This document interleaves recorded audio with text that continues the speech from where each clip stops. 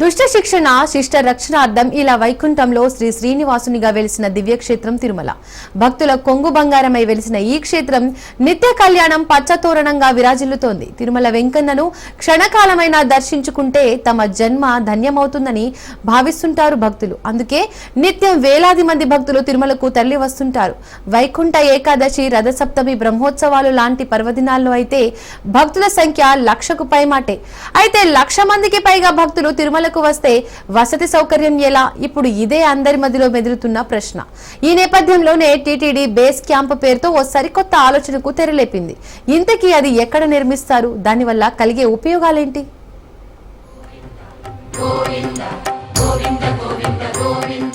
అఖిలాండ కోటి బ్రహ్మాండ నాయకుడైన తిరుమల వెంకటేశ్వర స్వామిని క్షణకాలమైనా దర్శించుకుంటే తమ జన్మ ఫలిస్తుందని చెప్పేసి భావిస్తుంటారు.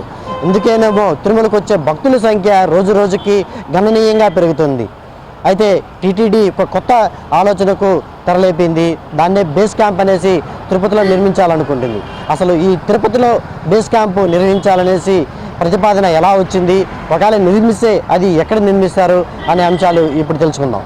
ఆపదముక్కులవాడ అనాథరక్షక గోవింద గోవింద అంటూ కలియుగ ప్రత్యక్ష దైవం శ్రీ వెంకటేశ్వర స్వామివారి దర్శనార్థం నిత్యం వేల సంఖ్యలో భక్తులు తిరుమలకు తరలివస్తారు. స్వామివారి దర్శనం జన్మజన్మల పుణ్యఫలంగా భావించి శ్రీనివాసుడిని సేవిస్తున్నారు భక్తులు. కాగా 1950లో 20,000 నుంచి 30,000 మంది వరకు భక్తులు తిరుమలకు వచ్చేవారు. వారి కోసం అప్పట్లో 1వ సత్రం, 2వ సత్రం, 3వ సత్రం అంటూ 3 సత్రాలను టీటీడీ ఏర్పాటు చేసింది. దాని తర్వాత తిరుమలకు వచ్చే భక్తుల సంఖ్య పెరుగుతుండటంతో కాలానికి అనుగుణంగా ఏటీసీ, జీఎంసీ, హెచ్ఎంసీ అనే కాటేజీలను నిర్మించింది. ఆ తర్వాత 1980 ప్రాంతంలో భక్తులకు సరిపడే విధంగా సప్తగిరి సత్రాలు నిర్మించింది. తిరుమలకు వచ్చే భక్తులకు రాబోయే 20 ఏళ్ల వరకు ఎటువంటి ఇబ్బందులు కలగకుండా ఉండేందుకు అనేక అంశాలను పరిగణలోకి తీసుకొచ్చింది టీటీడీ. ఏఏ ద్వారా దర్శనం కల్పించాలని, దీని ద్వారా త్వరితగతిన భక్తులు స్వామి దర్శనం చేసుకుంటారని యోచిస్తోంది. మరోపక్క తిరుపతిలో బేస్ క్యాంపు నిర్వహించాలనే ప్రతిపాదన కూడా సీఎం చంద్రబాబు వద్దకు టీటీడీ తీసుకెళ్లినట్లుగా సమాచారం.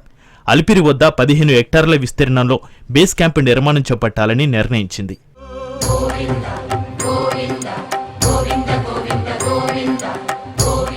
ఇక ఇప్పటికే వివాదాస్పదంగా మారిన ముంతాజ్ హోటల్కు కేటాయించిన భూములను ప్రభుత్వం నిర్ణయం వెనక్కి తీసుకోవడంతో అది బేస్ క్యాంపు నిర్మాణానికి అనువైన ప్రాంతమైంది. తిరుమలకు వచ్చే భక్తుల సంఖ్య తగ్గట్టుగా తిరుమలలో వసతి సౌకర్యం కల్పించడం టీటీడీకి పెద్ద సమస్యగా మారిన నేపథ్యంలో టీటీడీ ఈ నిర్ణయం తీసుకుంది. ఈ బేస్ క్యాంపు నిర్మిస్తే 20,000 మంది భక్తులు ఒకేసారి ఇక్కడ నిలువరించే ప్రయత్నం చేయవచ్చు. అఖిలాండ కోటి బ్రహ్మాండ నాయకుడైన తిరుమల వెంకటేశ్వర స్వామిని దర్శించుకోవాలని చాలా మందికి ఉంటుంది. ఇందులో భాగంగానే తిరుమలకు వచ్చే భక్తుల సంఖ్య కూడా రోజు రోజుకి గణనీయంగా పెరుగుతుంది. అయితే తిరుమలకు వచ్చే భక్తులకి వసతి కల్పించడంలో టీటీడీ చాలా తలకమ్మనకలు అవుతుందని చెప్పుకోవచ్చు. అయితే దీనికోసం తిరుపతిలో ఒక బేస్ క్యాంప్ నిర్వహించాలనేసి తలపెట్టుకునింది.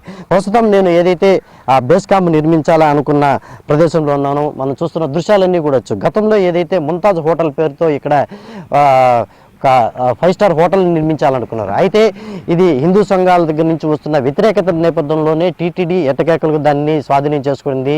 మొత్తం కూడా ఈడ 34 ఎకరాల స్థలంలో ఏదైతే ముంతాజ్ హోటల్కి 5 స్టార్ హోటల్కి కేటాయించింది. మరోపక్క దేవ్లోక్ అనే సంస్థకు కూడా ఒక 14 ఎకరాలు ఈ ప్రాంతంలోనే కేటాయించింది. అయితే పూర్తి స్థాయిలో అంటే హిందూ సంఘాల యొక్క వ్యతిరేకత, అదేవిధంగా హిందూ యొక్క మనోభావాలను దెబ్బతినకుండా ఉండేందుకు రాష్ట్ర ముఖ్యమంత్రి చంద్రబాబు నాయుడు కావచ్చు, అదేవిధంగా డిప్యూటీ సీఎం పవన్ కళ్యాణ్ కావచ్చు, ఈ ప్రదేశాన్ని ఏ విధంగా ఉపయోగించుకుంటే టీటీడీకి బాగుంటుందని చెప్పేసి ఇప్పటికే అధికారులందరూ కూడా సమీక్ష నిర్వహించారు. అందులో భాగంగానే ఒకటి తెరపైకి వచ్చింది బేస్ క్యాంప్. ఈ బేస్ క్యాంప్ యొక్క ఉపయోగాలు ఏంటి అనేది ఇప్పుడు మనం తెలుసుకునే ప్రయత్నం చేస్తాం. అయితే ముఖ్యంగా ఏదైతే ఈ శేషాచల కొండలకి ఆనుకుని ఉన్న ఈ ప్రదేశం మొత్తం కూడా గతంలో తాజ్ హోటల్కి హ్యాండ్ ఓవర్ చేస్తున్నారు. ప్రస్తుతం దాన్ని టీటీడీ స్వాధీనం చేసుకుంది. ఈ ప్లేస్లోనే ఒక బేస్ క్యాంప్ నిర్వహించాలనుకుంది. బేస్ క్యాంప్ యొక్క ఉపయోగాలు ఒకసారి మనం చూసుకుంటే మొత్తం మీద తిరుమలకు వచ్చే భక్తుల సంఖ్య రోజు రోజుకి గణనీయంగా పెరుగుతుంది. ఎందుకంటే ముఖ్యంగా ఏదైతే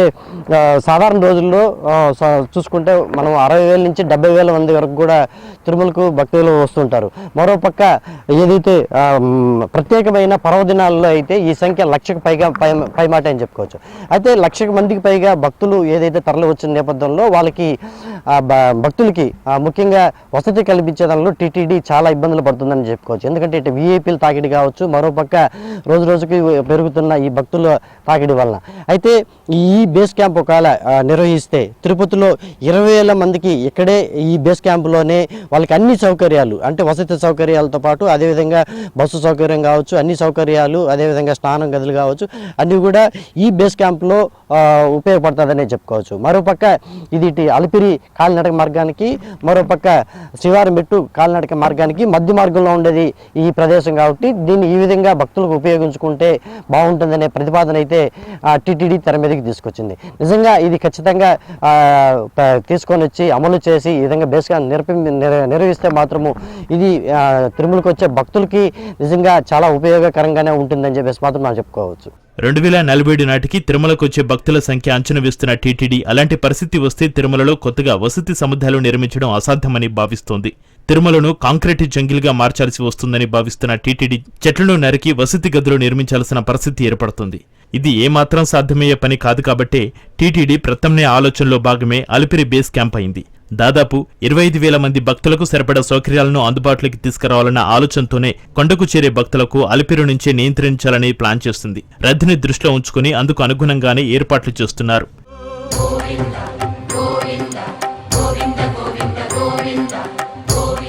కాగా ఇది కొత్తమీ కాదు.